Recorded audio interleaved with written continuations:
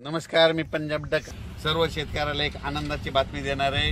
राज्यात आज 7 जुलै आजपासून राज्यात दुपारनंतर म्हणजे रात्रीच्याला म्हणजे विदर्भात पूर्व विदर्भात म्हणजे 6 जिल्ह्यात म्हणजे वर्धा, नागपूर, भंडारा, गोंदिया, चंद्रपूर, यवतमाळ,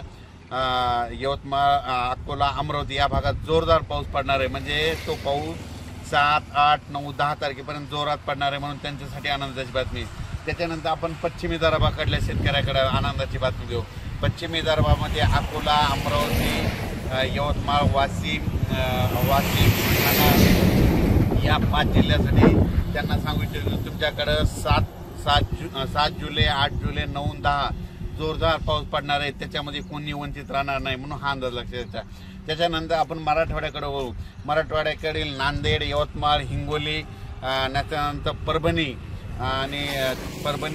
बीड, जालना, संभाजीनगर या भागातल्या शेतकऱ्याला परत एक आनंदाची बातमी देऊ। म्हणजे नांदेड, हिंगोली, परभणी, बीड, जालना, संभाजीनगर ह्या पट्ट्यातल्या शेतकऱ्याला सांगतो, आज रात्री 7 जुलैला रात्रीच्याला जोरदार पाऊस पडणार आहे। ज्यांनी पेरणी केलेली त्यांना जीवदान ठरणार आहे, म्हणून हा अंदाज लक्षात येतो। त्याच्यानंतर परत आपण वळू इकडे लातूर जिल्ह्याकडे। लातूर जिल्हा, धाराशिव जिल्हा, बार्शी जिल्हा, त्याच्यानंतर नगर जिल्हा त्या भागामध्ये थोडा म्हणजे विखुरलेल्या स्वरूपात पाऊस पडणार आहे ह्या 4 दिवसामध्ये 7, 8, 9, 10। पण तिकडे देखील या सर्वांना पिकांना जीवदान ठरणार आहे, म्हणून त्यांनी हा अंदाज लक्षात घ्यायचा। त्याच्यानंतर नगर जिल्ह्याकडे वळू। नगर जिल्ह्यात देखील आज देखील खूप ठिकाणी म्हणजे 7, 8, 9, 10, 11 जुलैपर्यंत तिकडं जोराचा पाऊस पडणार आहे, पिकाला जीवदान ठरणार आहे, म्हणून हा अंदाज लक्षात येतो। त्याच्यानंतर कोकणाकडे वळू। कोकणातील संपूर्ण म्हणजे साताऱ्यापासून ते कळवण, नाशिकपर्यंत तिकडे जोराचा पाऊस राहणार आहे।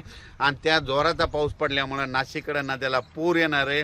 तिकडे पाणी आल्यामुळे ते पाणी पैठणकडे येणार आहे आणि त्या पैठणचं पाण्याची पातळी वाढणार आहे, म्हणून हे त्यांनी लक्षात येतं। उत्तर महाराष्ट्राकडे म्हणजे धुळे, जळगाव, नंदुरबार,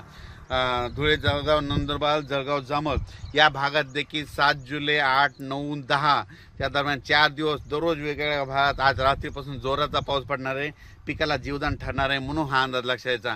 11 तारखेनंतर राज्यातलं वातावरण म्हणजे राज्यात 11 जुलैपासून राज्यात पुन्हा सूर्यदर्शन घडणार आहे, म्हणून हा सर्व शेतकऱ्यांनी अंदाज लक्षात घ्यायचा। पण राज्यात सांगायचं झालं तर परत एक सगळ्यासाठी आनंदाची बातमी, मराठवाड्यातील शेतकऱ्याला आनंदाची बातमी।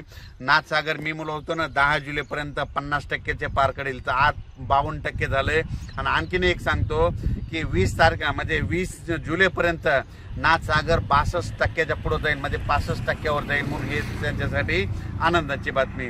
त्याच्यानंतर राज्यात परत म्हणजे 17 जुलैपासून ते 30 जुलैच्या दरम्यान राज्यात परत वातावरण तयार होणार आहे, पण तो पाऊस विदर्भाकडे नसणार आहे, त्याची बॅटिंग मात्र इकडं म्हणजे दक्षिण महाराष्ट्राकडे असणार आहे, म्हणून हा अंदाज लक्षात घ्यायचा। अचानक वातावरण बदल झाला तर लगेच एक मेसेज दिला जाईल।